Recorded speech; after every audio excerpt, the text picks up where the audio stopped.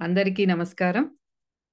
అందరికీ ఫకీర్ పుస్తక పఠనము మరియు చర్చ ఈ సెషన్స్కి స్వాగతం. మనం ప్రతి ఒక్క ఎపిసోడ్లో ప్రతి ఒక్క సెషన్లోనూ వివిధ రకాల స్టోరీస్తో బాబా మనకి ఎంతో ఆధ్యాత్మిక జ్ఞానాన్ని అందిస్తున్నారు. ఒక్కొక్క స్టోరీ వైవిధ్యంగా, అంటే మనకి కావలసిన జ్ఞానం చాలా సింపుల్గా ఒక స్టోరీ ద్వారా చెప్తున్నారు. అది కూడా స్టోరీస్ కూడా మన నిత్య జీవితంలో కానీ మన చుట్టుపక్కల మనకి సమాజంలో నిత్యం జరుగుతున్నవే అవి ఉదాహరణగా తీసుకునే ఒక లైఫ్ స్టోరీని మనకి అందిస్తున్నారు. దాంతో ఎంతో లోతులోకి వెళ్ళి ఆధ్యాత్మికంగా కూడా దీన్ని ఎలా ఆలోచించాలి, ఇంకొక కోణంగా డిఫరెంట్ యాంగిల్లో మనం ఎలా ఆలోచించాలి అనేది మనలో అది ప్రేరేపితం చేస్తున్నారు బాబా. సో ఈరోజు మనం ఏం చెప్పుకోబోతున్నామో, ఇంకా ఏం నేర్చుకోబోతున్నామో బాబా నుండి తెలుసుకునే ముందు ఒక్క నిమిషం ఆ సాయినాథుని మనం ఆహ్వానించుకొని ఆయన దివ్య చైతన్యంతో అనుసంధానమై మనం మొదలు పెట్టుకుందాం. ఓం శ్రీ గురుభ్యో నమః. ఓం శ్రీకృష్ణ పరమాత్మనే నమః. ఓం శ్రీమాత్రే నమః. ఓం సాయిరామ్. ఓం సాయిరామ్. ఓం సాయిరామ్. మనం పోయిన వారం ఒక అద్భుతమైన వాద్వాని అనే ఒక వ్యక్తి ఆయన స్టోరీ ద్వారా మనకి ఎంతో ఆత్మజ్ఞానాన్ని అందించారు సాయిబాబా. రుద్ర దగ్గరికి వాద్వాని తన కొడుకు చనిపోయాడు అని ఎంతో శోకంతో ఉండి, ఒక్కసారి నా కొడుకుతో మాట్లాడిస్తారేమో అన్న ఆశతో మీ దగ్గరికి వచ్చాను అని అన్నప్పుడు రుద్ర అది సిద్ధపడి ఒప్పుకొని అట్లా ఆ ఛానలింగ్ చేసినప్పుడు ఎంతో భావోద్వేగానికి గురి అవుతాడు రుద్ర. అంటే ఆత్మ తనలోకి వచ్చి మాట్లాడటం ఇదంతా కొంచెం ఒక వన్ ఆర్ 2 minutes అట్లా జరిగినట్టు చెప్తారు మనకి. అంది ఏంటంటే వాద్వాని తన వల్ల తన కొడుకు చనిపోయాడు అన్న ఒక గిల్ట్ ఫీలింగ్తో ఆ చివరి నిమిషంలో ఏదో అడిగాడు, బాబు నాకు చాలా టైర్డ్గా ఉంది అని అన్నప్పుడు అట్లాగే దట్స్ ఓకే అని ట్రైన్లో వెళ్తారు వాళ్ళు. అట్లా కాకుండా మేబీ కార్లో వెళ్లాల్సిందేమో, ఇంకా ఏదైనా చేయాల్సిందేమో అని ఆ ట్రైన్లో నుంచి అది యాక్సిడెంటల్గా చనిపోతాడు ఆ బాబు. ఎందుకు ఇదంతా జరిగింది, నా మూలానే జరిగింది అని ఎప్పుడు ఇంకా దుఃఖంలోనే ఉంటాడు వాద్వాని. అయితే ఈ ఛానలింగ్ ద్వారా రుద్ర ఏంటి తెలుపుతున్నారు బాబా తనకి అంటే, నీ ద్వారా చనిపోలేదు, నువ్వు ఇంకా దుఃఖమే నువ్వైపోయావు. గ్రీఫ్ రియాక్షన్ అంటే మనకి కావలసిన వాళ్ళు, మన దగ్గర వాళ్ళు చనిపోయినప్పుడు డెఫినెట్గా దుఃఖిస్తాము, బాధపడతాము. ఎందుకంటే ఆప్యాయత, వారి మాటలు, వారి స్పర్శ ఇంకా మనకి అనుభూతి చెందలేం కాబట్టి డెఫినెట్గా దుఃఖం అనేది ఉంటుంది. కానీ నువ్వేం చేస్తున్నావు అంటే ఆ దుఃఖమే నువ్వు అయిపోయావు, అట్లా ఉండటం తప్పు. ఆ దుఃఖం వల్ల నువ్వు ఆత్మతలాల్లోకి ఇంకా ముందుకు వెళ్లాల్సిన ఆత్మని వెనక్కి లాగుతున్నావు. మన దుఃఖము వాళ్ళని ఇంకా దుఃఖిస్తుంది. ఒక్కొక్క టైంలో ఏమవుతుందంటే అలాంటి ఆత్మలు ఎంతో అది ఒక ఫ్రస్ట్రేషన్కి, ఇప్పుడు మనకి ఫిజికల్ లైఫ్లో ఎలాగైతే ఫ్రస్ట్రేట్ అవుతామో, ఎందుకు అది శరీరము తీసుకోలేదు, అట్లా అని ఉన్నత తలాల్లోకి వెళ్ళలేదు. అలా ఉన్న ఆత్మ ఏమవుతుందంటే ఒక్కొక్కసారి నెగిటివ్గా కూడా తను ప్రభావాన్ని ఇంకొక శరీరం ద్వారా తీర్చుకోవటం కానీ, ఇంకొకరిని ఆధ్యాత్మికంగా ముందుకెళ్ళనీయకుండా, ఎందుకంటే మనం వాళ్ళ ఆత్మని ఆధ్యాత్మికంగా ముందుకెళ్ళకుండా వెనక్కి లాగుతున్నాం మనం నిత్యం వాళ్ళ గురించి ఆలోచించడం, దుఃఖించడం వల్ల. సో ఆ ఆత్మలు కూడా అది ఇంకొకళ్ళ మీద చూపిస్తాయి అన్నమాట. ఆ ఫ్రస్ట్రేషన్ అంతా కూడా తన వాళ్ళని ఇంకెవరిని ఆధ్యాత్మికంగా ముందుకెళ్లకుండా ఒక కోపాన్ని అట్లా చూపిస్తాయి అని చెప్తున్నారు. అది మంచిది కాదు. ఇన్స్టెడ్ ఏం చేస్తావంటే ఇది జరిగిందని కూడా చెప్తారు. నీ వల్ల జరగలేదు, ఇది తన కర్మానుసారం ఇలా జరగవలసిందే, నువ్వు ఎలా చేసినా సరే ఈ పరిస్థితి అనేది తనకి డెఫినెట్గా వచ్చేది, తను చనిపోయి ఉండేవాడు ఆ టైంకి. కానీ నీకు తెలియంది ఏంటంటే అది యాక్సిడెంటల్గా తనకి ట్రైన్ కింద కాదు, తనకి ముందే కంటికి ఏదో గుచ్చుకుంది, ఆ భయంతో తనకి హార్ట్ అటాక్ వచ్చింది, దాంతో చనిపోయాడు. కానీ ట్రైన్ కింద పడటం ఆ తర్వాత జరిగింది అని తనకి వివరణ ఇస్తాడు. ఎందుకంటే తన ఆటాప్సీ చూడటం ఇవన్నీ కూడా ఇంకా తనకి విరక్తి వచ్చేస్తుంది. చిన్నపిల్లాడు తన కొడుకు చనిపోయాడు అని అలా ఆలోచించి ఇంకా ఇప్పుడు ఈ విషయం అంతా తెలిసిన తర్వాత కొంచెం స్థిమిత పడతాడనమాట. ఆ గిల్ట్ ఫీలింగ్‌లో నుంచి కొద్దిగా తేలికపడి తర్వాత ఇంకా చెప్తారు. "నువ్వు చేయవలసిందేంటంటే చక్కగా ప్రార్థించు. నీ ప్రార్థనల వల్ల ఆత్మకి ఉన్నతి కలుగుతుంది. నీ కొడుకు ఆత్మకి, ఇంకా ఆత్మతలాల్లో ఉన్న అందరికి అండ్ నీకు కూడా. మరియు ఇంకేంటంటే దాన ధర్మాలు చెయ్యి." ఇక్కడ మనకి ముఖ్యంగా తెలుసుకోవాల్సిందేంటంటే, మన లవ్డ్ వన్స్ అంటే మన క్లోజ్ ఫ్యామిలీ మెంబర్స్, ఫ్రెండ్స్ ఎవరన్నా చనిపోయినప్పుడు వాళ్ళతో పాటు నేను వెళ్ళిపోతాను అని ఆత్మహత్య ప్రయత్నాలు చెయ్యటం అనేది చాలా మూర్ఖత్వంతో కూడుకున్న చర్య. దయచేసి అటు ఆలోచన కూడా రానివ్వద్దు. Even if you commit suicide చేసుకొని మీరు చనిపోయినా సరే, మీరు ఏ ఆత్మ కోసమైతే చనిపోయారో వాళ్ళు ఉన్న ఆత్మతలంలోకి మీరు వెళ్ళలేకపోవచ్చు. There is no guarantee. చనిపోయాం కాబట్టి వాళ్ళెళ్ళిన దగ్గరికే మీరెళ్తారన్న గ్యారంటీ లేదు. ఎవరి ఆత్మ ప్రయాణం వాళ్ళది. వాళ్ళని వాళ్ళ దారిని వెళ్ళనివ్వాలి.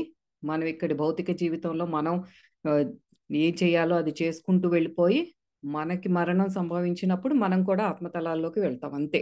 ఎవరి జర్నీ వాళ్ళదే. అదే మన ఇంపార్టెంట్ విషయం లాస్ట్ ఎపిసోడ్‌లో తెలుసుకున్నది. మరి అది మనం జాగ్రత్తగా ఫాలో అవుతూ, ఈ జ్ఞానాన్ని వీలైనంత వరకు మన ఫ్రెండ్స్‌కి స్ప్రెడ్ చెయ్యాలి. ఇది ఆత్మజ్ఞానం అనేది వెరీ ఇంపార్టెంట్. సో, ఈరోజు మనం ఏం తెలుసుకోబోతున్నామో చూద్దాం. Over to you Shirisha. Thank you. ఆ రోజు రాత్రి నిద్రలో తన కొడుకును కూతురును చూశాడు. వాళ్ళని వినగలుగుతున్నాడు. తన కొడుకు గొంతును, కూతురి నవ్వులను విన్నాడు.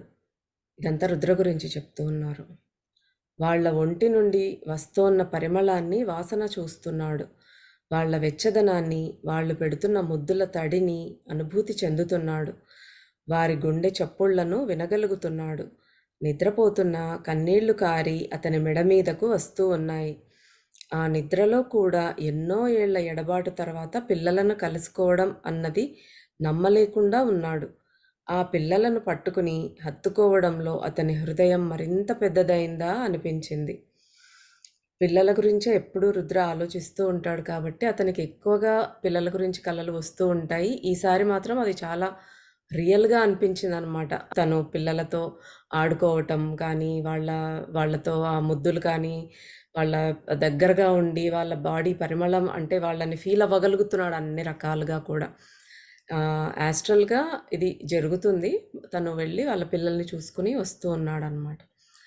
వారే తన జీవితానికి చుక్కాని. వారి చుట్టే తన జీవితం తిరుగుతోంది. అతని కలలో వాళ్ళు కాస్త పెరిగారు. అతని కొడుకు మరీ మరీ అతనితో చెబుతున్నాడు తాను ప్రతిరోజు నాన్నను మిస్ అవుతున్నానని. సడన్‌గా ఆ పిల్లాడు ఏడవటం మొదలుపెట్టాడు వెళ్ళొద్దు అని. ఆ కలలో నుండి మెలకువలోకి వచ్చే ముందు రుద్రకు గుర్తున్నది ఏమిటంటే తన కొడుకు ఏడుస్తూ ఉండడం. లేచి కూర్చున్నాడు రుద్ర కళ్ళు మూసుకునే. పిల్లల ఆరా తన ఆరాతో కలిసిపోయింది. వారి పరిమళం, వారి వెచ్చదనం, వారి ముద్దులు, వారి సామీప్యం వాస్తవంగా అనిపిస్తూ ఉన్నాయి. కానీ ఆ పిల్లవాడి ఏడుపు రుద్ర సుప్త చేతనలోంచి ఓ వణుకును వెన్నెముక గుండా తెప్పించింది. నిశ్చలంగా మండుతున్న మంట అతని శరీరానికి వెచ్చదనం ఇచ్చింది. లోతుగా శ్వాస పీల్చి వదిలాడు. షర్ట్ కాలరు కన్నీళ్లతో తడిసిపోయి ఉంది. అతని హృదయం బాగా గాయపడింది. ఏ క్షణమైనా అది ఆగిపోయి తన దుఃఖం, ఎడబాటు, ఒంటరితనం నుండి రిలీఫ్ కలుగుతుందేమో అనిపించింది. మళ్ళీ కళ్ళు తడి అయ్యాయి. మళ్ళీ నిద్ర కోసం ప్రయత్నించాడు. కానీ వృధా ప్రయాసే అయ్యింది. మనం చాలా వరకు ఎక్కువగా ఒకరిని తలుచుకుంటూ ఉన్నప్పుడు నిద్రలో కూడా వారి గురించే ఆలోచనలొస్తూ ఉంటాయి కాబట్టి, మన యాస్ట్రల్ బాడీ వెళ్ళి వాళ్ళని కలిసి రావడం అనేది జరుగుతుంది. ఈవెన్ బాబా మనకు ముందు కూడా చెప్పారు, మీరు చక్కగా పడుకుంటే ఈ బాధలో నుంచి బయటకు వచ్చి, మీ అబ్బాయి చనిపోయిన అబ్బాయిని కూడా మీరు కలవగలరు. అతను వచ్చి మీతో మాట్లాడగలడు అనేసి చెప్పారు కలల్లో. మనము మన ప్రకంపనాలు ఒకటే అయ్యి ఆ టైంలో వాళ్ళని కలవగలమనమాట. ఇప్పుడిక్కడ రుద్ర కూడా ఆ ఆరా ఇప్పుడు వాళ్ళ ఆరాతో, పిల్లల ఆరాతో కలిసిపోయింది. వాళ్ళ దగ్గరికి వెళ్ళి వాళ్ళ సామీప్యాన్ని అనుభూతి చెందుతూ ఉన్నాడు. కానీ తను దూరంగా ఉన్నాడు, వాళ్ళెలా ఉన్నారో తెలీదు అనే బాధ ఒకటుంది కాబట్టి, ఆ బాబు ఏడుస్తూ ఉంటే తను తట్టుకోలేకపోయాడనమాట. వెంటనే లేసి కూర్చున్నాడు. ఇంక నిద్రపోలేకపోతున్నాడు. ఆ ఏడుపే గుర్తొస్తోంది. ఏమైంది అనే టెన్షన్ అనమాట ఆయనకి. అతడు ఎవ్వరినీ నిందించలేదు. ఎవరి పట్ల ఏ అపకారమూ చేయలేదు. తన జీవిత భాగస్వామి పట్ల విశ్వాసంగా ఉండకపోవటమే నేరమైతే, అందులో తానొక్కడే బాధ్యుడు కాడు. అతనిలోని పెద్ద మూర్ఖత్వం ఏంటంటే, తన ప్రియతములు అనుకున్న వారి పట్ల, వారి అసలు నైజం పట్ల గ్రుడ్డిగా ఉండటం. ఆయన ఏమీ చేయలేదు. ఈయనది తప్పు కూడా కొంచెం ఉంది. మనకు ముందు చెప్పినట్టుగా ఈయన తప్పు కూడా కొంచెం ఉంది. కానీ ఈయనొక్కడే దానికి బాధ్యత కాదు. కానీ తన ఎవరైతే తను నమ్మాడో, తన వాళ్ళనుకున్నారో వాళ్ళ చేతనే ఈయన రుద్ర మోసగించబడ్డాడు. అదే ఇప్పుడు ఈయన జీవితమంతా ఇలా తలకిందులైపోవడానికి కారణమైపోయిందనమాట. వారు తన పిల్లల మనసుల్లో అసహ్యాన్ని, ద్వేషాన్ని నింపి వారి అమాయక బాల్యంతో ఆడుకున్నారు. వారి కంట్రోల్లో ఉంచుకోగలిగారు. రుద్ర తన సిలువతో జీవించగలుగుతున్నాడు. రుద్రకి ఆశ్చర్యం కలుగుతోంది. తన పిల్లలను అంత భయంకరంగా ప్రభావితం చేసి, వాళ్ళ విరిగిన మనస్సులతో, హృదయాలతో ఆడుకుంటూ వారు వారి సిలువలను ఎలా మోస్తున్నారో అని. మనకు బాబా చెప్పారు కదా! ఏ కర్మైనా మనం ఏదైతే అనుభవానికి తెచ్చుకున్నామో, మనం ఎంతైతే మోయగలమో అంతటి సిలువనే మనకు ఆ పరమాత్ముడు పెడతాడు, ఇస్తాడు అనేసి. ఈయన చేసిన తప్పుకు ఈయన బాధపడుతూ ఉన్నాడు. ఆ దాన్నే మోయలేకపోతూ ఉన్నాడు. ఆ బాధనే. మరి వీళ్ళు అతన్ని ఎవరైతే మోసగించారో ఆ పిల్లల్ని, అమాయకులైన పిల్లల్ని మాయమాటలు చెప్పి ఇతనికి అగెయిన్స్ట్‌గా తయారు చేసిన వాళ్ళు చేసినది తప్పు అని వాళ్ళ అంతరాత్మకి తెలుస్తుంది. ఎప్పుడో ఒకసారైనా వాళ్ళకైతే వాళ్ళకి తెలుస్తుంది కదా!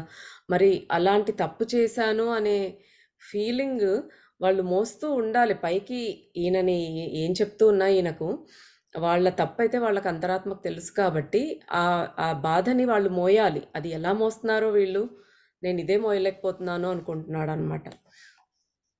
పిల్లలు కూడా అంత సులభంగా ఎలా మారిపోగలిగారు? ఎలా తండ్రిని అంటే తనని అసహించుకోగలిగారు? వారిని తన జీవితం కన్నా ఎక్కువగా ప్రేమించాడే. రుద్ర కొడుకు తన మనసులోకి వచ్చి తన ఎమోషన్స్‌తో ఆడుకోవడం అడ్డుకోలేకపోతున్నాడు. తన కొడుకును తాను ఎంతో మిస్ అవుతున్నాడు. తరచూ ఆశ్చర్యపోతూ ఉంటాడు రుద్ర. ఓ చిన్న బాలుడు ఉంగరాల జుట్టుతో ఉండి తన జ్ఞానాన్ని, వేదాంతాన్ని నాశనం చేసి ఎలా ఇంత పెద్దవాడిని ఏడిపించగలుగుతూ ఉన్నాడు? ఇంత బాధని చిరునవ్వు వెనకాల దాచిపెట్టి జీవించగలుగుతూ ఉన్నా, ఈ ఉంగరాల జుట్టు పిల్లాడు తన ముద్దులతో, హస్కీ గొంతుతో, వెచ్చని కౌగిలింతలతో మళ్ళీ రుద్రని ఏడిపిస్తూ ఉన్నాడు. ఈయన ఎంత ట్రై చేస్తూ ఉన్నా కూడా పిల్లల మీద ప్రేమ మాత్రం ఆయన ఓవర్‌కమ్ అవ్వలేకపోతూ ఉన్నాడు. అందుకే ఆ బాబు గుర్తొచ్చినప్పుడంతా కూడా అంత జ్ఞానము పోయి పక్కకెళ్ళిపోయి బాధ అనేది అవుతోంది. తన పిల్లలు తనని మిస్ అవుతూ ఉన్నారా? తన గురించి ఆలోచిస్తున్నారా? కలగంటున్నారా? తన కొడుక్కి గుర్తుంటుందా? వాడిని తాను నిద్రలేపడం, సోఫాలోకి తీసుకెళ్ళి ప్రోటీనెక్స్ పాలు కలిపి ఇవ్వటం. వాడేమో టీవీలో కార్టూన్ నెట్వర్క్ చూడటం, వాడికి స్నానం చేయించటం, డ్రెస్ చేయటం, బైక్ మీద ట్యూషన్‌కి, లంచ్‌కి, స్కూల్‌కి దిగబెట్టటం, మళ్ళీ స్కూల్ నుంచి తీసుకురావటం, రాత్రిళ్ళు నిద్రలో తనని గట్టిగా పట్టుకోవటం. బాబూ, వీటిలో ఏ కొన్నైనా నీకు గుర్తున్నాయా? మనకి ఎప్పుడైనా కూడా దగ్గర ఉన్నప్పుడు అన్ని పనులు చేస్తూ ఉన్నప్పుడు అవన్నీ తెలీదు. అంటే అవన్నీ గ్రాంటెడ్‌గా తీసుకొని చేసుకుంటూ వెళ్ళిపోతాం. పెద్దగా ఆలోచించం వాటి గురించి. ఎవ్రీడే చేసే పనులు. కానీ ఒకరు దూరం అయినప్పుడు ఆ బాధ ఇంకా ఎలా ఉంటుందంటే వాళ్ళు చేసే చిన్న చిన్న పనులు కూడా అన్నీ గుర్తొస్తూ ఉంటాయి. మనం వాళ్ళకెలా చేసింది, వాళ్ళు మనలతో ఎలాగా ఉండింది, ఆడింది అన్నీ గుర్తొస్తూ ఉంటాయి కదా! ఇప్పుడు రుద్ర కూడా అదే స్టేజ్‌లో ఉన్నాడనమాట. అతనికి తెలుసు అతని కూతురు తనని మిస్ కాదని. ఏ కారణం వల్లనో రుద్రకి వ్యతిరేకంగా మారిపోయింది తాను. కారణం ఆ భగవంతుడికే తెలుసు. ఆమె తనని అసహ్యించుకుంటోంది. రుద్ర ఒకసారి దీర్ఘంగా శ్వాసించాడు. ఎవరికైతే తాను అత్యుత్తమమైన దాన్ని ఇచ్చాడో వాళ్ళు తననెలా అసహ్యించుకోగలుగుతున్నారు? తన నిస్వార్థ ప్రేమను అందించి తిరిగి ఏమీ ఆశించకుండా ఉన్నా సరే తనని ఎలా అసహ్యించుకోగలుగుతున్నారు? రుద్ర లేచి నుంచున్నాడు. సిగరెట్ వెలిగించాడు. కాటేజీ బయటకు వచ్చి బీచ్లో నడవసాగాడు. అతని కుక్క స్నేహితులు తన ప్రక్కనే నడుస్తూ ఉన్నాయి. వాటికి ఆశ్చర్యం. ఎందుకు తమ స్నేహితుడు ఇంత లేటుగా బీచ్లో నడుస్తున్నాడా అని. ఎందుకు కళ్ళల్లో నుండి నీళ్లు కారి గడ్డం గీసుకొని అతని చెంపల మీద జారుతున్నాయి అని వాటికి ఆశ్చర్యం. కాసేపటికి రుద్ర తన నల్ల వ్యానులో ఎక్కి వెనకాల సీటులో తన ఫ్రెండ్స్ అంటే కుక్కలు సౌకర్యవంతంగా ఉన్నాయా లేదా అన్నది నిర్ధారించుకుని నెమ్మదిగా డ్రైవ్ చేయసాగాడు. పైనుండి చంద్రుడు తనని చూస్తూ ఉన్నాడు. లెనార్డ్ కోహెన్ పాడిన ఓ విషాద గీతం ఆ రాత్రిలో ప్రతిధ్వనిస్తోంది. తన కొడుకుకి ఇతనంటే చాలా ఇష్టమే కానీ కూతురికి మాత్రం ఆ రుద్ర అంటే ఏదో ఒక వ్యతిరేక భావం ఉంది. ఆల్రెడీ ఆ అమ్మాయి మనసు విరిచేశారనమాట. ఆ అమ్మాయికి ఎందుకో తనంటే అసహ్యం ఎందుకనేది తెలీదు. తండ్రిగా తనని యాక్సెప్ట్ చేయట్లేదనమాట ప్రేమగా. ఎంత ప్రేమ ఏమీ ఆశించకుండా మనం పిల్లల మీద చూపిస్తూ ఉంటాము ఎప్పుడు ఏ తల్లిదండ్రులైనా కూడా. అది ఈయన తీసుకోలేకపోతూ ఉన్నాడనమాట. సో ఇంకా ఇలాగా ఈ బాధలో ఆయన అలా బీచ్లో మళ్ళీ వాక్ చేయటం ఇది జరుగుతోంది. ఆ రోజు బాగా ప్రొద్దెక్కి లేచాడు రుద్ర. అతడికి ఇక కాటేజీ వదిలేసి నల్ల వ్యానులో ప్రయాణించాలని ఉంది. ఒక ప్రదేశంలో ఎక్కువ కాలం ఉండలేడు తాను. కుక్కలు తోటలో ఉండి ఇతడిని చూడగానే తోకలు ఊపాయి. రుద్ర వాటి వంక చూసి చిరునవ్వు నవ్వాడు. వెంటనే అతని మీదకి ఒక్క ఉదుటున దూకాయి. వాటిని నెమ్మదిగా తట్టాడు రుద్ర ప్రేమతో. 3 వేర్వేరు గిన్నెల్లో పాలు పోశాడు. ఆ పాలల్లో కాసిన బిస్కెట్లు, బ్రెడ్ నలిపివేశాడు. బ్లాండీకి బ్రెడ్ పాలల్లో వేస్తే ఇష్టం ఉండదు. బ్రెడ్ను అలాగే తినడం ఇష్టం దానికి. కాబట్టి దానికి మాత్రం 3 బ్రెడ్ ముక్కలను పక్కనే గడ్డి మీద పెట్టాడు. తోకలు ఊపుతూనే ఉన్నాయి కుక్కలు. వాటి బ్రేక్ఫాస్ట్ రుద్ర తయారు చేసే వరకు ఓర్పుగా ఎదురు చూస్తూ ఉన్నాయి. ఓకే, ఇంకా వచ్చి తినండి అనగానే గబగబా వచ్చేస్తాయి. కానీ ఈరోజు రుద్ర వాటికేసి చూసి వచ్చి తినండి అన్నట్లు సైగ చేశాడు. వెళ్ళి కాటేజీ మెట్ల మీద కూర్చున్నాడు. మామూలుగా అయితే పరిగెట్టుకుంటూ వచ్చేవి. ఈరోజు వాటి మాస్టర్ కళ్ళలో విషాదం, బాధ చూశాయి.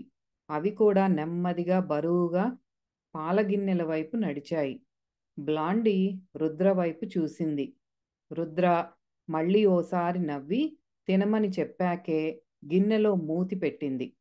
బ్లాండీ రుద్ర మాటలతో తినమని చెప్పే వరకు తినదు. అంత విశ్వాసంగా ఉంటాయి కుక్కలనేవి. ఆ బ్లాండీ మాస్టర్ చెప్తే గాని ఎస్ తిను అంటే గాని తినదంట. కలలో కాకుండా నిజంగానే వాళ్లతో తాను గడిపానా అనిపిస్తోంది రుద్రకి.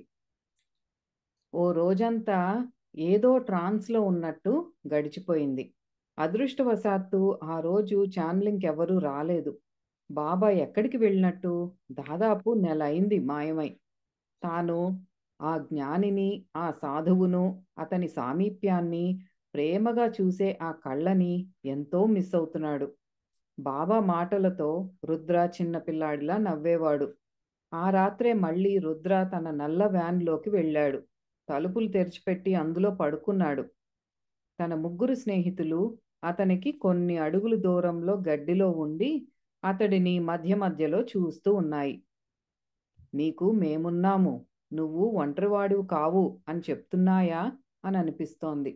మా కుక్కలు ఆ ఎమోషన్స్ అవి నోటీస్ చేస్తున్నాయి. ఏదో మా రుద్ర దిగులుగా ఉన్నాడు, దుఃఖంతో ఉన్నాడని అవి కూడా డల్ అయిపోయినాయి అనమాట. అందుకే తిండి తినటానికి కూడా తొందరగా రావట్లేదు.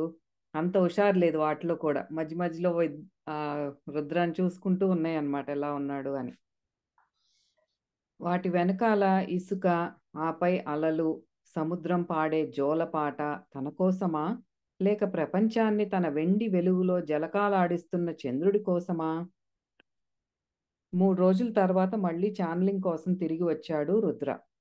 తన నోటి మాటలు, దయ, సానుభూతితో స్పందించడం, సీరియస్ ప్రాబ్లమ్స్కి చిన్న చిన్న పరిష్కారాలు సూచించడం మొదలైన వాటి వల్ల జనం రుద్ర ఉన్న కాటేజీకి ఈ గమ్మత్తుగా ఉన్న హిప్పీ యువకుడికి దగ్గరకు వస్తున్నారు.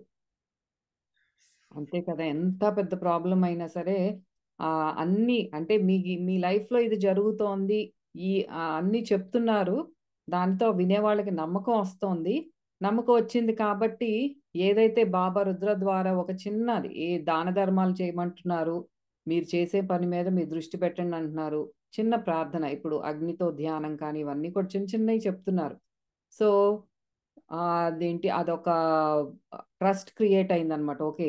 హి knows what he is doing. ఏదో శక్తి ఉంది తినలో అని తను చెప్పిన చిట్కాలు కూడా ఫాలో అయ్యి హ్యాపీగా ఉంటున్నారనమాట. అలా పాపులర్ అయిపోయాడు రుద్ర.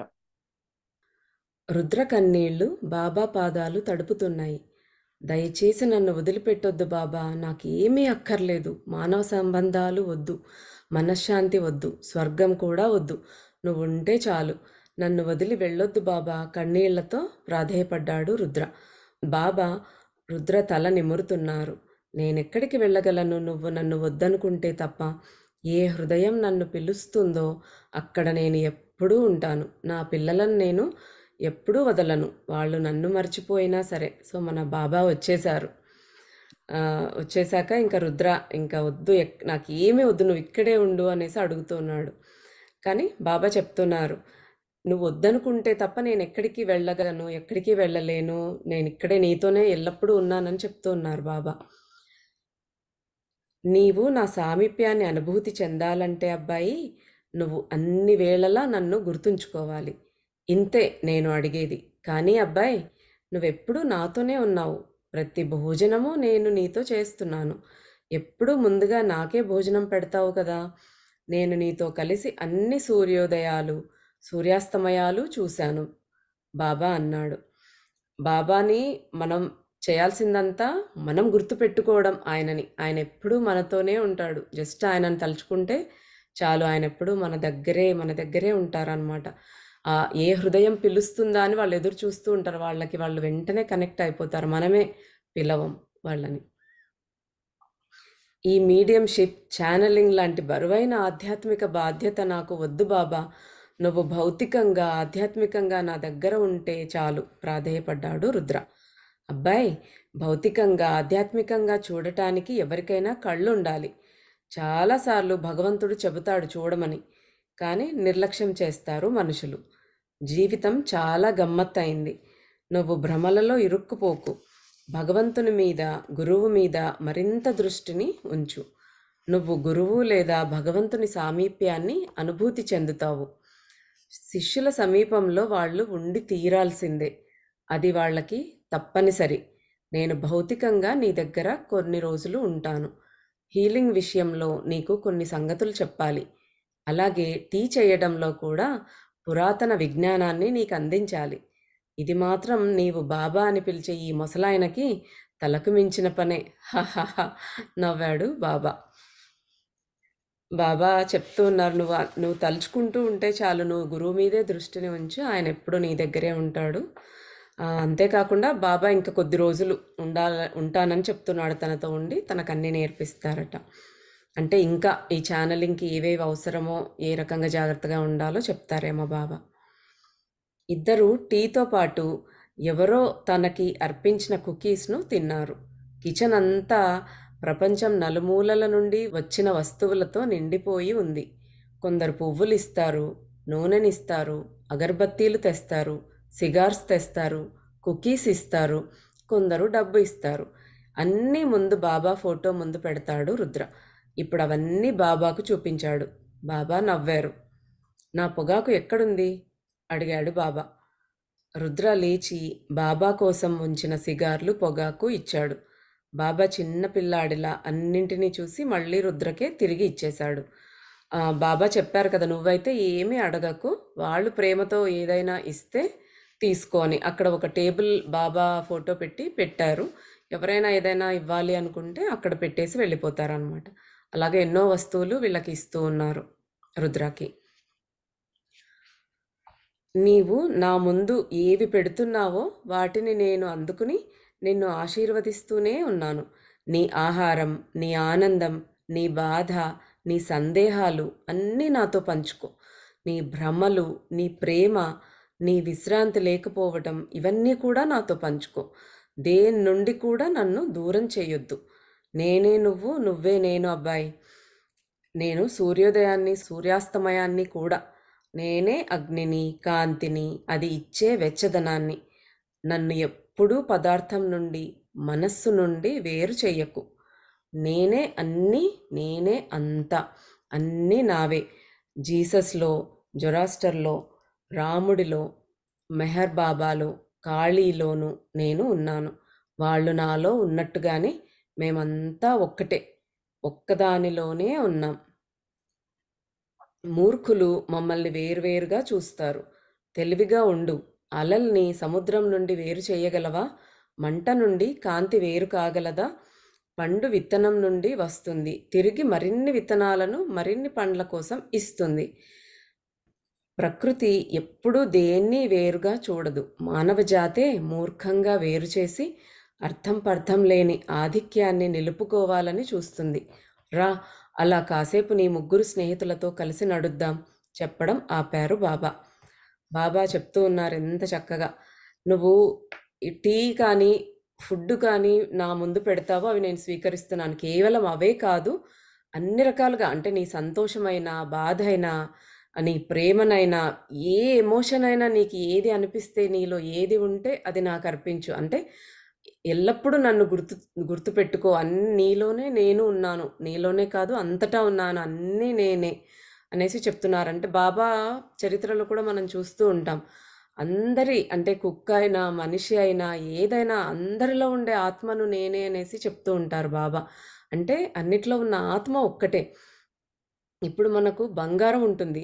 బంగారంతో కమ్మలు చేయించుకున్నా, చైన్ చేయించుకున్నా, వడ్డాణం చేయించుకున్నా, రింగ్ చేయించుకున్నా, ఏది చేయించుకున్నా అన్నిట్లో ఉండేది బంగారమే అయినట్టు, బాబా కూడా అలాగే అంతటా అన్నింట్లోనూ ఆయనే ఉంటున్నాడు.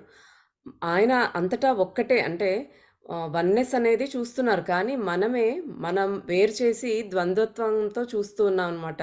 సుఖము, దుఃఖము, ఆనందము, బాధ అంటూ ఇలాగా అన్ని రకాలుగా డిఫరెన్షియేట్ చేసి ప్రతిదీ చూస్తున్నాం. ప్రతిదీ యాక్సెప్ట్ చేస్తూ, అన్నీ ఆయనకు అర్పిస్తూ, అలా ఉన్నప్పుడు ఆయనని మనము అనుభూతి చెందగలుగుతామనమాట.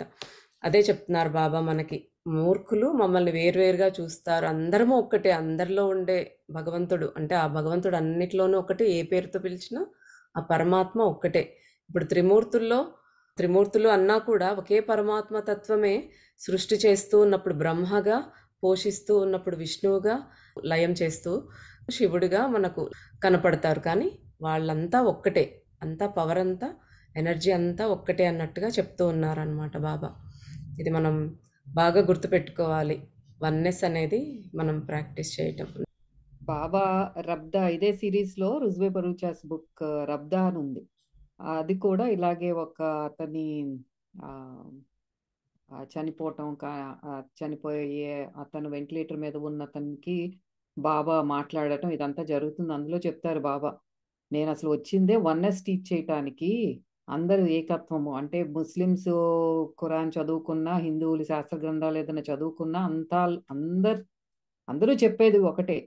ఎందుకు ఒకటే చెప్తున్నాం అంటే మీరు కూడా అందరూ తెలుసుకుంటారు. ఈ మతాలు పిచ్చిలో పడి కొట్టుకోవటం, ఒకళ్ళే గొప్ప ఒకళ్ళు తక్కువ అని చెప్పుకోవటం ఇవన్నీ కాదు మేము ఎంకరేజ్ చేసింది. వచ్చిందే ఆ వన్నెస్ టీచ్ చేయటానికి అని దాంట్లో క్లియర్ గా చెప్తారు. అందులో బాబా ఏం చెప్తారంటే, నేను ఒక టీచర్ లాంటి వాడిని, ఒక డెడికేటెడ్ టీచర్ లాంటి వాడిని నేను. ఇప్పుడు ఒక స్కూల్లో తీసుకుని అంటే కొంతమంది టీచర్స్ ఆ పిల్లలు బాగా చదువుతున్నారా లేదా అని చాలా డెడికేటెడ్ గా పనిచేస్తారు. ఊనే జీతం తీసుకోవటం వెళ్ళిపోవటం కాకుండా they just go above and beyond to help the students అన్నమాట. అలాంటి గురువు, సమర్థ సద్గురువు సాయిబాబా. ఆయన నేను వీళ్ళందరికీ హెల్ప్ చేయటానికే నేను ఉన్నాను, వీళ్ళ ఆధ్యాత్మిక ఉన్నతికి ఆత్మోన్నతికి నేను హెల్ప్ చేస్తాను అని ఇంకా 11th డైమెన్షన్ దగ్గర ఆగిపోయారు. 12th డిమెన్షన్కి వెళ్తే మనకి దేవతలు, ఆ, బ్రహ్మ విష్ణు మహేశ్వరులు, దత్తాత్రేయ ఇవన్నీ చెప్పుకుంటాం. 12th వెళ్లకుండా 11th దగ్గర ఆగిపోయి సాయిబాబా మన కోసమే ఇక్కడ ఉన్నారు. అందుకే మీరు పిలవండి, నేను వస్తాను, మీకు సహాయం చేస్తాను అని చెప్తారు. He's a dedicated teacher. ఆయనకి ప్రిన్సిపల్ అయ్యే పోస్ట్ ఇస్తాను అన్నా సరే ఆయన రిజెక్ట్ చేశానని చెప్తారు. ప్రిన్సిపల్ అయిపోతే ఏంటంటే పిల్లలకి దూరం అయిపోతారు. అది అడ్మినిస్ట్రేటివ్ డిపార్ట్మెంట్. ఇప్పుడు ఈ బ్రహ్మ, విష్ణు, మహేశ్వర్లు ఇవందరూ ఏంటంటే వాళ్ళది అడ్మినిస్ట్రేషన్ ప్రిన్సిపల్ లాంటి వాళ్ళు. ఈయన నేను వెళ్ళను, నాకు అడ్మినిస్ట్రేషన్ వద్దు, నాకు టీచర్ జాబే కావాలి, ఎందుకంటే అదే నాకు క్లోజ్ గా కనెక్షన్ ఉంటుంది పిల్లలతో. So I don't want to leave this job అని అట్లా ఒక గురువుగానే ఉండిపోయా. అది ఆ చాయిస్ ఆయన తీసుకున్నారు. అది మనం అర్థం చేసుకోవాలి. సాయిబాబా అందుకే చాలా క్లోజ్ గా ఫీల్ అవుతాం మనం అందరం కూడా. పిలిస్తే పలుకుతారు అన్నట్టు దానికి బిహైండ్ సాయిబాబానే ఈ మాటలు చెప్తారనమాట రబ్దా పుస్తకంలో. చాలా బాగా అనిపించింది. ఆ ఎగ్జాంపుల్ కూడా ఆ బాబానే చెప్పారు. ఆ! టీచర్‌తో పోల్చి. చాలా బావుంది. బాబా యాక్చువల్‌గా ఆయన అవతారమే మెయిన్‌గా ఈ హిందూ, ముస్లింల మధ్య ఇవన్నీ కూడా అసమానతలన్నీ కూడా రూపుమాపాలని ఆయన వచ్చాడు. అందుకే ఆయన ముస్లింలా కనపడుతూనే హిందూ పద్ధతులు పాటించడం, చెవులు కుట్టించుకొని, దుని వెలిగించడం, తులసి కోట పెట్టడం ఇవన్నీ చేస్తూనే మళ్ళీ ముస్లింలాగా ఉండి అంటే మీట్ తినటం కానీ, వాళ్ళతో అన్ని ఖురాన్ చదివించటం, ఇవన్నీ చేసి మెయిన్‌గా ఇది తొలగించటానికి ఆయన వచ్చాడు. తర్వాత ఎప్పుడైనా కూడా ఎ ఎ గురువు సమర్థ సద్గురుడు అంటే బాబా తప్ప ఎవరు గుర్తు రారు. ఆయన అవును. మెయిన్ ఇంకా ఇలాంటి టీచర్ ఆయన అంతే. యాహ్! అవును. అదే క్రమక్రమంగా నేను చెప్పే సాయి తత్వం పోయి సాయి పాలిటిక్స్ మొదలుపెట్టారు మీరు అని చెప్తారు దాంట్లో. That's what exactly is happening. నేను ఒక తత్వాన్ని నేర్పించడానికి వస్తే మీరు దాని వెనకాల అదంతా మర్చిపోయి పాలిటిక్స్ మొదలుపెట్టారు అని. గుర్తుంచుకో అబ్బాయి, హీలింగ్‌లో మొట్టమొదటి నియమం ఏమిటంటే భగవంతుడు మరి గురువు మాత్రమే హీల్ చేస్తారు. నువ్వు కాదు. నువ్వు మాధ్యమం మాత్రమే. అదే గుర్తుపెట్టుకోవాలి. ఎవరికైనా ఏదన్నా మనకి మెసేజెస్ కానీ వస్తున్నట్టు ఉంటే మనల్ని ఒక మాధ్యమంగా వాడుకొని అది బయటికి అందించటానికి చెప్తున్నారు కానీ మనకి అంటే రోజు మిర్రర్‌లో చెక్ చేసుకోవాలి. మనకు 2 కొమ్ములు వస్తున్నాయా? బానే ఉన్నామా అని. అదొకటి చెప్తున్నారు. మరెవ్వరూ హీల్ చెయ్యలేరు. ఇతరులు కేవలం హీలింగ్ చెయ్యటానికి ఛానల్ మాత్రమే. ఇక నువ్వు అబ్బాయి ఒక మీడియంవి, ఒక పియానోవి. నీ నుంచి దివ్య సంగీతం ప్రవహిస్తుంది. నువ్వు సంగీతకారుడివి కాదు. సంగీతానివి కాదు. కేవలం ఒక ఇన్‌స్ట్రుమెంట్‌వి. కానీ ఆ ఇన్‌స్ట్రుమెంటు అంటే పనిముట్టు మంచి ట్యూన్‌లో ఉండాలి. సరిగ్గా పొందికగా అమరి ఉండాలి. తీగలు మరీ బిర్రుగా ఉండకూడదు. అలా అని మరీ వదులుగాను ఉండకూడదు. కాబట్టి పనిముట్టు చాలా ముఖ్యమైనది.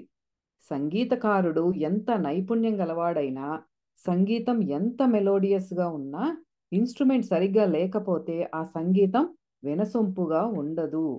మిలియన్ల కొద్దీ ఇన్‌స్ట్రుమెంట్స్ ఉంటాయి. కానీ కొందరే మాస్టర్ మ్యూజిషియన్స్‌గా అంటే అద్భుత సంగీతజ్ఞులుగా ఉంటారు. అందుకే ఇన్‌స్ట్రుమెంట్‌ని సరైన స్థితిలో ఉంచుకోవాలి. అంటే మన బాడీని సరిగ్గా ఉంచుకోవాలి అని చెప్తున్నారు. మన శరీరము, మన మనస్సు అంతా క్లీన్ అండ్ ప్యూర్‌గా ఉంటేనే మనకి దివ్యాత్మలతో ఆ అనుసంధానం అనేది ఏర్పడుతుంది. భవిష్యత్తు సంఘటనలు చెప్పడానికి, సమస్యల పరిష్కారాలు సూచించటానికి ఛానల్‌గా ఉండటం అంటే స్వస్థత చికిత్సలు సూచించడం కూడా జరుగుతుంది. నీ పిల్లల్నే తీసుకో. వాళ్ళు అనారోగ్యంగా ఉన్నప్పుడు వాళ్ళు నీ వైపుకి లాగబడతారు. నీ ఒళ్ళో నిద్రపోతారు లేదా నిన్ను గట్టిగా పట్టుకుంటారు. నువ్వు వాళ్ళతో పగలు, రాత్రి గడుపుతావు. చాలా సార్లు వాళ్ళు కాస్త నయమవుతారు. రిలీఫ్ ఫీల్ అవుతారు. అంతే కదా! మనం గూడా పిల్లలు ఏదైనా సిక్ అయ్యారు, జ్వరం వచ్చింది ఏదన్నా అంటే దగ్గరగానే ఉంటాం. వాళ్ళకి క్లోజ్‌గా ఉండి ఒళ్ళో పడుకోబెట్టుకొని వాళ్ళకి మందులివ్వటం కానీ, వాళ్ళ దగ్గరే పడుకోవటం గానీ ఇవన్నీ చేస్తాం. అలాగే చెప్తున్నారు బాబా కూడా. నువ్వు అలాగా ఎలా చేస్తే పిల్లలకి ఎట్లా రిలీఫ్ అవుతుందో ఇప్పుడు నెక్స్ట్ దాని కంటిన్యూషన్ చెప్తున్నారు. ఇలా చాలామంది పిల్లల్లో జరుగుతూ ఉంటుంది. వాళ్ళకి ఒంట్లో బాగాలేనప్పుడు వాళ్ళ తల్లిదండ్రుల్లో అమ్మమ్మ, తాతయ్యలో ఒక పెద్ద అలవాటైన పని మనిషో లేదా భార్యనో ఒక్కోసారి తనకి ఇష్టమైన ప్రదేశాలు, తనకిష్టమైన తన పడక గది ఇలా ఏదైనా కావచ్చు. అక్కడ వాళ్ళు స్వస్థత పొందుతారు. ఎందుకు? కారణం చాలా సింపుల్. అక్కడ వారిలో సుప్త చేతన ద్వారా హీలింగ్ జరుగుతుంది. నాకు గుర్తుంది. నీ పిల్లలు అనారోగ్యంగా ఉన్నప్పుడు నువ్వు వాళ్ళని దగ్గరకు తీసుకొని నీకు తెలియకుండానే నీ ఎనర్జీనిచ్చావు. దాంతో వాళ్ళు బలంగా తయారయ్యి తమ అనారోగ్యాలతో పోరాడే శక్తిని తెచ్చుకుంటారు. అదే చెప్తున్నారు. ఇప్పుడు మనం పిల్లలు కూడా ప్రేమగా ఆ హీలింగ్ టచ్ అనేది మనకేదో స్పెషల్ పవర్స్ ఉన్నాయి కాదు. మన లోపల ఉండే ఆ ప్రేమతో చేసే పనే హీలింగ్ టచ్ పిల్లలకి. అది మనం ఏం చేస్తామంటే చాలా లిమిటెడ్‌గా మన కుటుంబము వీళ్ళకే చూపిస్తాం కానీ, ఇది బాబా చేసేదేంటంటే ఇంకా విస్తారంగా విశ్వవ్యాప్తమైనది ఆయన ప్రేమ. అదే ఈ పేర్లు ఇవన్నీ చెప్పారనమాట. మన వాళ్ళ దగ్గరికెళ్ళినప్పుడు యూ ఫీల్ సో రిలీవ్డ్ అంతే కదా!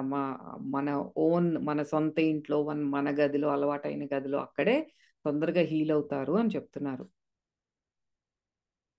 మాస్టర్ మరి ప్రకృతి అన్ని లెక్కలు చూస్తుంటారు. ఏ ప్రేమ మరి ఉద్వేగము వృధా కాదు. మేము ప్రతీదీ అందుకొని జాగ్రత్త చేస్తాం. గుర్తుంచుకో అబ్బాయి, మనకంతా కూడా ఛానల్స్, పనిముట్లు వీటి ద్వారా కర్మబంధాలు తుడిచివేయబడతాయి, సెటిల్ అవుతాయి. తరచూ మనం గమనిస్తూ ఉంటాం. ఇంటి యజమాని చాలా జబ్బుతో ఉన్నప్పుడు పెంపుడు కుక్క గాని, గుర్రం కానీ చనిపోవడం జరుగుతూ ఉంటుంది. అది మానసిక ఉద్వేగాల కోసమే కాకుండా, తన మాస్టర్ క్షేమంగా ఉండాలని ఆ పెంపుడు జంతువు కోరుకుంటుంది. అది తనకు తెలియకుండానే తన యజమానిని హీల్ చేస్తుంది. తన ఎనర్జీని ఇవ్వడం ద్వారా యజమానిలో ప్రాణశక్తిని నింపుతుంది. ఇది కొత్త విషయం. మన ఇంట్లో పెంపుడు జంతువులు కూడా అది ఇప్పుడు ఇందాక రుద్ర విషయంలో కూడా తను దిగులుగా ఉన్నప్పుడు పాపం ఆ కుక్కలు కూడా దిగులుగానే ఉన్నాయి. అలాగే మన ఇంట్లో పెంచుకునే కుక్కలు మనకు అనారోగ్యంగా ఉన్నప్పుడు వాటి శక్తినిస్తాయంట. అలా ఒక టైంలో అవి ప్రాణాలు కోల్పోయే సంఘటనలు కూడా జరుగుతాయి. ఎందుకంటే they are losing their energy for us. ఇది ఆవు అలా చెప్తారను. ఇంట్లో అప్పట్లో ఆవులు కంపల్సరీ ఉండేవి ప్రతి ఒక్కరికి కూడా.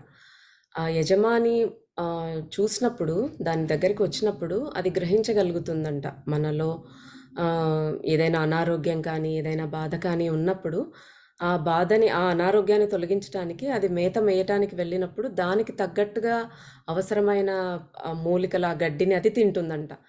అది తీసుకుని అలాగా ఈ పాల రూపంలో ఇచ్చినప్పుడు వీళ్ళకి హీలింగ్ జరుగుతుందనమాట. యానిమల్స్‌కి అంత పవర్ ఉంటుంది. గ్రహించగలిగే శక్తి అనేది ఉంటుందనమాట. ఏదైనా తప్పు ఎంత కర్మ ఏదైనా చేసినా, ఏదైనా కూడా ఆవును ముట్టుకుంటే పోతుంది అనేసి అంటారు. కొన్ని అలాగా ఉంటాయన్నమాట యానిమల్స్‌కి. యాహ్! ఆ! ఇది. అవును. ఎందుకు మాస్టర్స్ ఎప్పుడు ఏదో అనారోగ్యంతో, అసౌకర్యంగా, బాధతో జీవితాంతం గడుపుతూ ఉంటారు అని అనుకుంటున్నావా?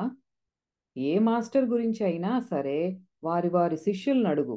వాళ్ళ మాస్టర్‌కు బాగాలేదు, ఆరోగ్యంగా లేదు అని చెబుతూ ఉంటారు. ఎందుకు? జాగరూకతా స్థితిలోనే వారు తమ శిష్యుల, భక్తుల కర్మలను, అనారోగ్యాలను తీసుకుంటూ ఉంటారు. అందుకే వారికి అనారోగ్యం వస్తుంది. సాయిబాబా, మెహర్ బాబా, రామకృష్ణ పరమహంస, రమణ మహర్షి, కాము బాబా ఇలా ఎందరో అనారోగ్యానికి గురయ్యారు. వారి జీవిత పర్యంతము తమ శిష్యుల కర్మలు, అనారోగ్యాలు తమ మీదికి తీసుకున్నారు. ఇదే అందరూ ఆహ్, ఇప్పుడు మనం చెప్పుకున్న గురువులందరూ కూడా అనారోగ్యంతో, క్యాన్సర్ బాధతో వీటిలతోనే చనిపోయారు. అదంతా ఒక క్వెషన్ మార్క్‌గా అందరూ అనుకుంటారు. ఇదేంటి వీళ్ళందరూ దివ్యాత్మలు, ఎంతో గొప్పవాళ్ళు కదా! వీళ్ళకి అనారోగ్యం రావటం ఏంటి? ఎన్నో సందేహాలు. అదే బాబా చెప్తున్నారు. ఈ శిష్యుల కర్మలను వాళ్ళు తీసుకుంటారు అని చెప్తున్నారు. వారు తమని స్వస్థత పరుచుకోలేరు అని కాదు. వారు చేసుకోగలరు. కానీ దివ్య శక్తులకు కొన్ని నియమాలున్నాయి. కర్మకు కూడా కొన్ని నియమాలు ఉన్నాయి. వారు కూడా వాటిని గౌరవించాలి. ఇది యూనివర్సల్ లా. లా ఆఫ్ కర్మ అనేది ఇప్పుడు దివ్యాత్మలు, మనుషులు ఇట్లా ఏమి వేరుండదు. యూనివర్సల్‌గా ప్రతి ఒక్కళ్ళు ఫాలో అవ్వాల్సిందే. శ్రీరాముడు అవతార పురుషుడే అయినా సరే, ఆయన ఏమి అనుభవించాలో ఆ జన్మలో అది అనుభవించి తీరవలసిందే. వారికి అంతకు ముందు వచ్చిన ఆ శాపానికి తగ్గట్టు ఆ జన్మ తీసుకోవటం కానీ, అది అనుభవించడం జరగాల్సింది. శ్రీకృష్ణ పరమాత్మని ఎవరైనా మానవ జన్మ తీసుకున్నారు అంటే, ఆ కర్మలు నివృత్తి అవ్వటానికి అండ్ అవి తీరవలసిందే. ఎవ్వరూ దీనికి ఎక్సెప్షన్ లేరు అని చెప్తున్నారు బాబా. ఎందుకంటే దానికి గౌరవించాలి వాళ్ళు కూడా. జీసస్ సిలువ వేయించుకోవడానికి ఇష్టంగా ఉండకపోతే భూమి మీద ఏ మనిషి అయినా ఏ శక్తి అయినా అతని తల మీద ఒక్క వెంట్రుకను కూడా ముట్టుకోలేదు. అలా జరగటానికి ఆయన అంగీకరించాడు. ఆయన ఓన్గానే నేను ఆ సిలువ మోస్తాను అన్నారు కాబట్టే అదంతా జరిగింది. మనకిదంతా నేర్పించటానికి అది జీసస్ క్రైస్ట్ చేసింది. అది మనకి ఏంటంటే వాళ్ళు హింసించారు ఇదంతా అదొక స్టోరీనే కానీ బట్ దాంట్లో నిజమేంటంటే హీ వాంటెడ్ ఇట్. తను స్వీకరించారు అది. మానవ జాతి యొక్క పెరుగుతున్న కర్మలను తీసుకుందాము అనుకున్నాడు ఆయన. వాటి తాలూకు బాధను అనుభవించాడు. మాస్టర్లు తమ పిల్లల కోసం అదే చేస్తారు. ఇది జీసస్ గురించి కూడా అదే చెప్తారు. సమస్త విశ్వం అంతా కూడా ఎంతో శోకించింది. ఆయన పడిన దుఃఖం అంత తీసుకోగలరా అన్నట్టు అంత ప్రేమ ఆయనకి అసలు అది అవధులు లేని ప్రేమ. జీసస్ క్రైస్ట్ చేసిన దానికి సమస్త విశ్వము విలపించిందంట. దాంట్లో చెప్తారు, అబ్దాలో చెప్తారు ఈ మాట. మాస్టర్లు తమ పిల్లల కోసం అదే చేస్తారు. వారు ఆ బాధలను అనుభవించకుండా. ఎందుకంటే ఇప్పుడు మనకి ఎంతో బాధని పెద్ద పెద్ద జబ్బులు ఇవన్నీ కర్మల కింద తెచ్చుకున్నప్పుడు మనం ఒక గురు సాంగత్యము ఇప్పుడు బాబాని నమ్ముకున్నారు అనుకున్న వాళ్ళకి అంత పెద్ద దాంట్లో నుంచి కూడా అంటే ఆ కర్మ నివృత్తి అవ్వాలి. దే కెనాట్ కంప్లీట్గా దాన్ని తీసేయలేరు, ఎవ్వరికీ లేదు ఆ శక్తి. కానీ దాంట్లో నుంచి బయటపడే శక్తిని మనకిస్తారు. ఆ మనోధైర్యం కానీ శారీరకంగా కానీ మనస్సు పరంగా కానీ మనకి ఎంత శక్తి కావాలో దగ్గరుండి వాళ్ళు చూసుకుంటారు. Make sure you go through the tunnel safely. మనం అంత ఇబ్బంది పడకుండా తమని తాము రక్షణ కల్పించుకోగలరు మాస్టర్లు, కానీ అలా చెయ్యరు. ఎందుకంటే అది ఆ మాస్టర్ల ప్రణాళికకు కర్మ సిద్ధాంతానికి అడ్డుపడుతుంది. They are not going to. ఎందుకంటే ఆ యూనివర్సల్ లాని వాళ్ళు బ్రేక్ చెయ్యరు. వాళ్ళు కూడా దాన్ని ఫాలో అవుతారు. ఇది పురాణ పురుష యోగిరాజాలో మనకి శ్యామచరణ లాహిరి మహాశయ ఆయన కూడా తన శిష్యుడును రోడ్ మీద వెళ్తా ఉంటారు. గంగా స్నానం చేసి వెళ్తున్నప్పుడు ముందే అడుగుతారు, నాకు ఒక క్లాత్ ఇవ్వు అని ఆ పక్కన శిష్యుడిని అడుగుతారు. అర్థం కాదు తనకి. సరే ఏదో ఇస్తాడు. ఇచ్చిన తర్వాత అడిగిన తర్వాత పైనుంచి ఒక రాయి పడి వేలు కట్ అవుతుంది. ఆయన కింద కాలు వేలు బొటన వేలు కట్ అవుతుంది. అంటే శిష్యుడు అడుగుతాడు, బాగా రక్తం కారుతా ఉంటుంది. అప్పుడు కట్టుకుంటాడు. అదేంటి గురువుగారు మీకు ముందే తెలిస్తే పక్కకి వెళ్ళిపోవచ్చు కదా, దాని నుండి తప్పించుకోవచ్చు కదా అంటే ఆయన అదే చెప్తారు. ఇది నేను పూర్వ జన్మలో చేసుకున్న కర్మ ఈ విధంగా నివృత్తి అవుతోంది. దాన్ని నేను తప్పించుకోలేను. I have to face this అని చెప్తారు. అలాగే ఎంత పెద్ద గురువులైనా సరే ఆ కర్మ అనేది అనుభవించి తీరక తప్పదు. గుర్తుంచుకో, ప్రకృతి నియమాలు చాలా సింపుల్గా పనిచేస్తాయి. కొంతమంది కొంత ఎనర్జీని గ్రహించాల్సి ఉంటుంది, కొంతమంది మూల్యం చెల్లించాల్సి ఉంటుంది. వ్యక్తి చెల్లిస్తాడా, అతని మాస్టర్ చెల్లిస్తాడా అన్నది ప్రకృతి నియమం కానీ కర్మ కానీ పట్టించుకోదు. ఇది పాయింట్. అందుకే వాళ్ళు మన కర్మలు తీసుకోవటం అంటే ఎనర్జీ బ్యాలెన్స్.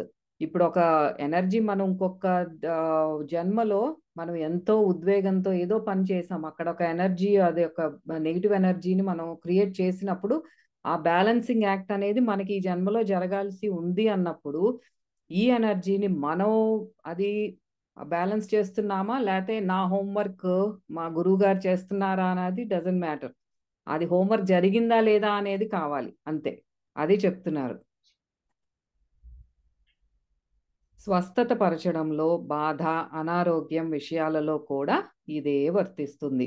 నేను చెప్పినట్లుగా ఎవరో ఒకరు ఆ విశ్వపు మూల్యాన్ని చెల్లించాలి.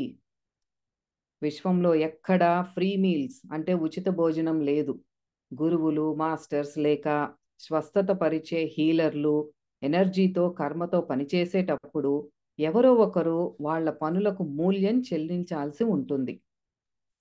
అందుకే ఈ హీలర్స్ వీళ్ళందరూ ఎనర్జీ లూజ్ అవ్వటం ఇదంతా ఎందుకంటే ఆ ఎనర్జీ బ్యాలెన్స్ జరగాలి. వీళ్ళ ఎనర్జీ వాళ్ళలోకి మళ్ళీ వాళ్ళు ఇంకొక మెడిటేషన్ ద్వారా కానీ వాళ్ళ ప్రాక్టీస్తో మళ్ళీ ఇంకో ఎనర్జీ తెచ్చుకోవటం ఇదంతా జస్ట్ ఎనర్జీ బ్యాలెన్సింగ్ యాక్ట్ అంతే. ఎనర్జీ కర్మ. ఇంకా ఇప్పుడు ఎక్కడ వెళ్ళాలి? అన్నదే తెలుసుకోవాలనుకుంటాయి. వ్యక్తి ఎవరన్నది వాటి ఇష్టం కాదు. మరో చోటికి వెళ్ళాలి అంతే. నువ్వు పదార్థాన్ని నశింప చెయ్యలేవు, దాని రూపాన్ని మార్చగలవు. అదేవిధంగా నువ్వు ఇతరుల కర్మలను పూర్తిగా నాశనం చెయ్యలేవు, కానీ దాన్ని ట్రాన్స్ఫర్ చెయ్యగలవు. తన శిష్యుడు క్యాన్సర్ నుంచి బాధపడాలి అని కోరుకోవచ్చు, కానీ కర్మపరంగా ఆ శిష్యుడు క్యాన్సర్ను అనుభవించాలి. మాస్టర్కు బాగా తెలుసు, బిడ్డ ఎక్కువగా బాధపడకూడదని నిర్ణయం తీసుకుంటాడు. అప్పుడు ఆ శిష్యుడు స్వస్థత చెందుతాడు. అంటే క్యాన్సర్ అనేది వస్తుంది. ఇప్పుడు మనం ఎంతో బాధపడాలి అన్న స్టేట్, ఆ కర్మను తెచ్చుకున్నాము. స్టేజ్ 4 క్యాన్సర్ అంతా కూడా స్ప్రెడ్ అయిపోయి ఎంతో నొప్పి బాధపడాల్సిన కర్మని మనం తెచ్చుకున్నాము. ఇక్కడ గురువు ఆ సాంగత్యం వల్ల ఏంటి అంటే, గురువు కర్మని ఎలా వాళ్ళు తీసుకుంటారనేది చెప్తున్నారు. నీకు క్యాన్సర్ అనేది వస్తుంది. ఇన్స్టెడ్ ఆఫ్ స్టేజ్ 4 స్టేజ్ 1లో ఉండి జస్ట్ ఒక సర్జరీతో ఆ మొక్క తీసేయటమో ఏదో అవుతుంది. అక్కడ దాంతోనే కర్మ నివృత్తి అవుతుంది. ఇన్స్టెడ్ ఆఫ్ గోయింగ్ త్రూ అంత పెయిన్, కీమోథెరపీ ఇదంతా కాకుండా ఒక చిన్న సర్జరీతోనే బయటపడే అవకాశం ఉంటుంది. అదే గురు సాంగత్యం. కానీ మనకి దైవాన్ని నమ్ముకోవటం ఇవన్నీ సాధనల వల్ల మనకి ఏం జరుగుతుందంటే, దానికి ఎగ్జాంపుల్ చెప్తున్నారు బాబా ఇక్కడ. జబ్బు అయితే వస్తుంది, బట్ కొద్దిగాతోనే పోతుంది అనమాట. ఇంతవరకు విశ్వంతో ఏ సమస్య లేదు. కర్మల లావాదేవీలు చూసే అకౌంటెంటు బిల్లు చెల్లించాల్సిన అడ్రస్ మార్చినందుకు ఒప్పుకుంటాడు.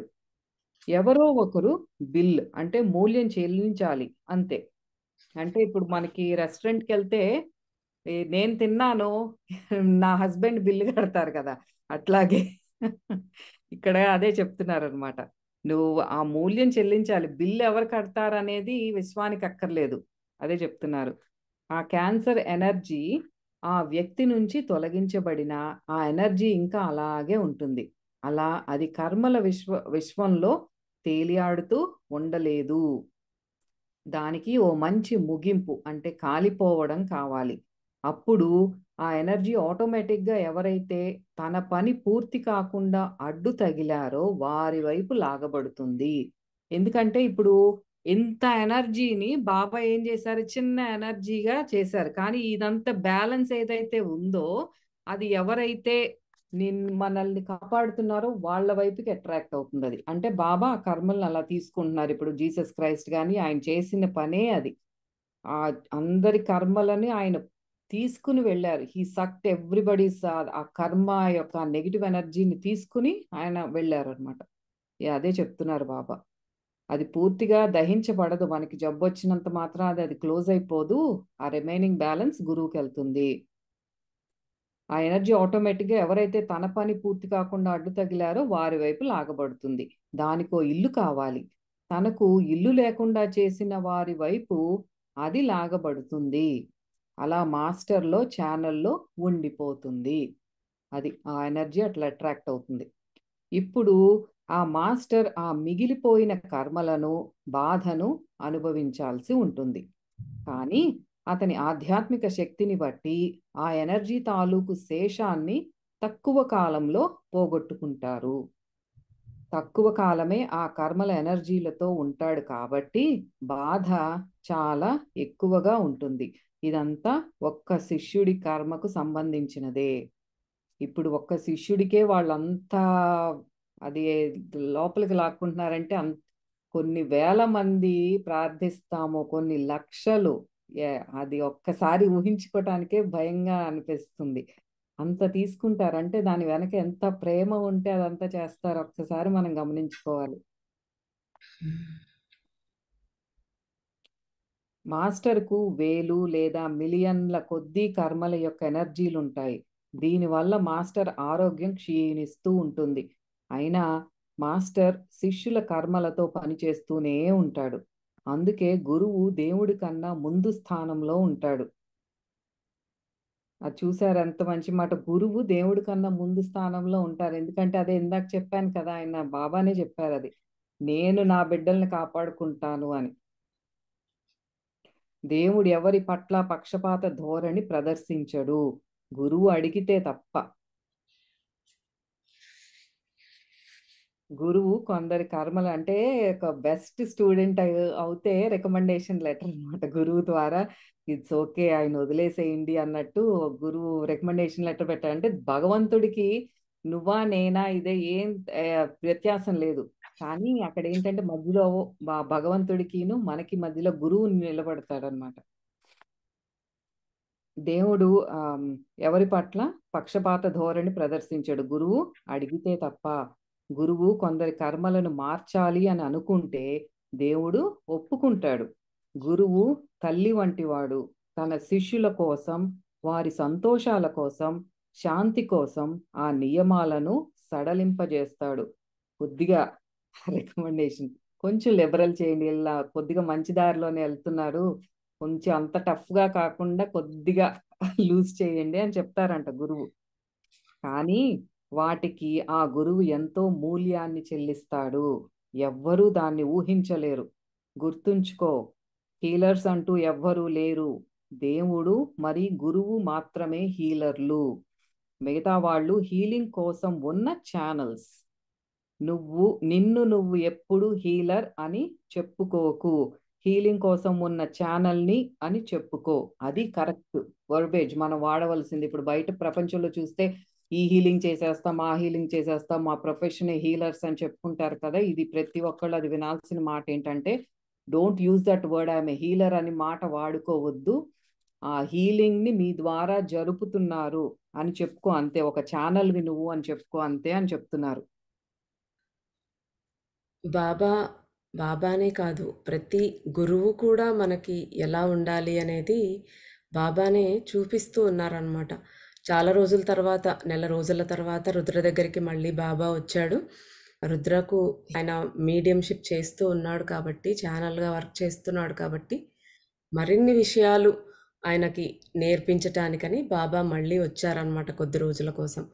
అప్పుడు ఆయన ఎలాగా ఇంకా ఏమేం తెలుసుకోవాలి, కర్మ ఎలా పనిచేస్తుంది, దాని గురించి ఎన్నో విషయాలు రుద్రకి చెప్తూ ఉన్నట్టుగా మనకెంతో జ్ఞానాన్ని ఇస్తూ ఉన్నారు బాబా. గురువులు ఎంత ప్రేమమూర్తిలో చెప్తూ ఉన్నాడనమాట. అంటే తన శిష్యుల యొక్క కర్మని చూడలేక, అంటే వాళ్ళ బాధని, వాళ్ళ కర్మతో ఎంత అనుభవిస్తున్నారో చూడలేక గురువులు వాళ్ళే తీసుకుని, వాళ్ళ మీదకు తీసుకుని వాళ్ళు అనుభవిస్తారు. చాలామంది గురువులు ఇలానే సిక్ అయిపోతూ ఉంటారు. నేను ప్రత్యక్షంగా కూడా చూశాను ఆ గురువులని అలాగా కొంచెం బాధలు పడుతూ ఉన్న వాళ్ళని. ఎంతోమందివి క్యాన్సర్లు తీసేసుకోవటం కానీ, వాళ్ళు యాక్సిడెంట్స్ అయ్యి పడిపోతే అసలు లేవలేని స్థితిలో ఉంటే ఆయన అలాగ వెళ్ళి బయటకు వచ్చే లోపల, ఆ గురువు ఆయన దగ్గరికి వెళ్ళి బయటకు వచ్చే లోపల అంత చావు బతుకులో ఉన్న వ్యక్తి లేచి కూర్చోవటము, ఇవన్నీ కూడా చూసామన్నమాట మేము. గురువులను, కొంతమంది గురువులను ప్రత్యక్షంగా చూసాం. వాళ్ళ ప్రేమ అనేది ఎలా ఉంటుంది, ఎంత తల్లి ప్రేమ కంటే ఎక్కువ వాళ్ళు గురువుకు ఉన్న ప్రేమ. అదే చెప్తున్నారు బాబా. అంటే ఇది ఎవరైనా ఒకరు అనుభవించాల్సిందే. ఒకరి కర్మ అది ఎక్కడికో వెళ్ళి అలా గాల్లో తేలి ఆడదు. ఆ కర్మ ఎవరో ఒకరి ఆ మ్యాటర్ అనేది ట్రాన్స్ఫర్ అవుతుంది, కానీ అది నశించిపోదన్నమాట. ఆ ట్రాన్స్ఫర్ చేసుకోవాలంటే ఇప్పుడు శిష్యుడు భరించలేనప్పుడు గురువు తీసుకుంటూ ఉన్నాడు. గురువు తీసుకుని ఇప్పుడు మనం 1 సంవత్సర కాలం అనుభవించాల్సిన బాధని ఆయన సాధన ద్వారా 1 నెలలో అనుభవిస్తాడు. కానీ చాలా తీవ్రంగా అనుభవిస్తాడనమాట. ఎందుకంటే అంత కర్మ వాళ్ళు భరించాలి. దాన్ని పోగొట్టాలి అంటే మన నుంచి తీసుకున్నప్పుడు మనం అనుభవించట్లేదు అంటే వాళ్ళు అనుభవించాలి. ఎవరో ఒకరు అనుభవించాల్సిందే కర్మ అనేది. సో వాళ్ళు తీసుకుని మనల్ని హీల్ చేస్తూ ఉన్నారు. ఈ మధ్యలో ఉండే మీడియంషిప్ చేసే వాళ్ళు, రుద్ర లాంటి వాళ్ళు కేవలం మీడియం అంతే. వాళ్ళు హీలర్స్ కాదు. గురువు కానీ దైవం మాత్రమే హీలింగ్ చేయగలుగుతారనమాట. ఇదే ఇలాంటి చిన్న చిన్న విషయాలతో బాబా ఎంతో జ్ఞానాన్ని మనకి ఇస్తూ ఉన్నారు, ఈ కర్మ ఎలా వర్క్ చేస్తుంది అనేది. కానీ వాళ్ళకి ఎంత ప్రేమ ఉంటే మన మీద, మనం చేసుకున్న కర్మలు, మనం చేసిన తప్పుల వల్ల వచ్చే కర్మని వాళ్ళు తీసుకుని అనుభవిస్తూ ఉన్నారు. మనకు శ్రీపాద వల్లభ స్వామి పుస్తకంలో కూడా మనం చూసాం, కొంతమంది కర్మని ఎలాగా దగ్ధం చేస్తారు, మనకి ఏ మార్గాలు ఉంటాయి కర్మ తొలగించుకోవటానికి అనేది కూడా. అంటే కొన్ని పూజలు చేయటం వల్ల కానీ, కొన్ని దేవుళ్ళని ముట్టుకోవడం వల్లని, వాళ్ళకి అభిషేకాలు చేయటం వల్ల కానీ, దాన ధర్మాలు చేయటం వల్ల కొన్ని పోతాయి. ఇలాగ గురు సేవ చేసినప్పుడు కొన్ని కర్మలు దగ్ధం అవుతాయి. ఇలా గురువులు కొన్ని తీసుకుంటారు. ఇంకొన్ని వాళ్ళేం చేస్తారంటే, ఆ కర్మని రాళ్ళల్లోకి ట్రాన్స్‌ఫర్ చేస్తారు. రాళ్ళల్లోకి పెద్ద పెద్ద రాక్స్‌లోకి ట్రాన్స్‌ఫర్ చేసి, వాటిని కొడతారు గదా! రాళ్ళని కొట్టినప్పుడు ఆ కర్మ దగ్ధమవుతది. అంటే మన బదులు ఆ రాళ్ళని అనుభవింపచేస్తున్నారు. వాటిలో ఆ చైతన్యం లేదు కాబట్టి, వాటి ద్వారా అనుభవింపజేసి మన కర్మని తొలగిస్తూ ఉన్నారనమాట. అలా ఒక్కొక్క గురువు ఒక్కొక్క మార్గంలో ఎన్నో రకాలుగా మన కర్మని వాళ్ళు తొలగిస్తూ ఉంటారు. ఒక్కొక్క గురువు విధానం ఒక్కొక్క రకంగా ఉంటుందనమాట.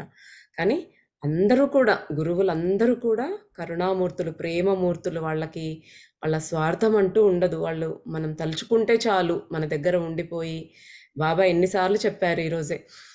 నన్ను తలుచుకో చాలు. నేను నీ దగ్గర ఉంటాను. అన్నీ నాకర్పించు. నేను తీసుకుంటాను అనేసి. సో, మనము సిద్ధంగా ఉండాలి. మనం చూడమన్నా చూడము. గుడ్డివాళ్ళుగా ఉంటాం. గురువు ఇది చూడు, ఇది చూస్తే నీకు మంచిదవుతది అని మనకు చూపిస్తూ ఉంటారు. కానీ మనం చెయ్యమనమాట. సో, అలాంటివన్నీ కూడా మనం ఒక గురువుని నమ్ముకున్నప్పుడు ఆయన చూపించిన మార్గంలో పూర్తిగా నడుస్తూ ముందుకు వెళితే మనము ఇలాంటి వాటి నుంచి బయటకు వెళ్ళి మనం ఆధ్యాత్మికంగా మన ఆత్మ ఉన్నతి వైపు ప్రయాణిస్తాం. ఈ ఈ బాబా మనకు సచ్చరిత్రలో చెప్పిన దానికంటే కూడా ఎంతో జ్ఞానాన్ని ఎంతో విశదీకరించి ఇక్కడ మనకు ఈ పుస్తకం ద్వారా అందిస్తూ ఉన్నారు. దీన్ని అందరూ గ్రహించి బాబా చెప్పినవన్నీ పాటిస్తూ మనం కూడా అందరం కలిసి ముందుకు వెళ్దాం. ఇంకా అన్నీ బాబా ఇంకా ఎంత జ్ఞానం ఇంకా ఏమిచ్చారో మళ్ళీ తెలుసుకుందాం. వచ్చే గురువారం మళ్ళీ కలుసుకుందాం.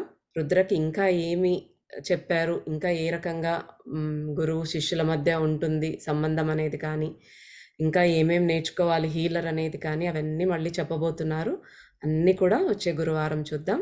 అంతవరకు సెలవు. నమస్తే.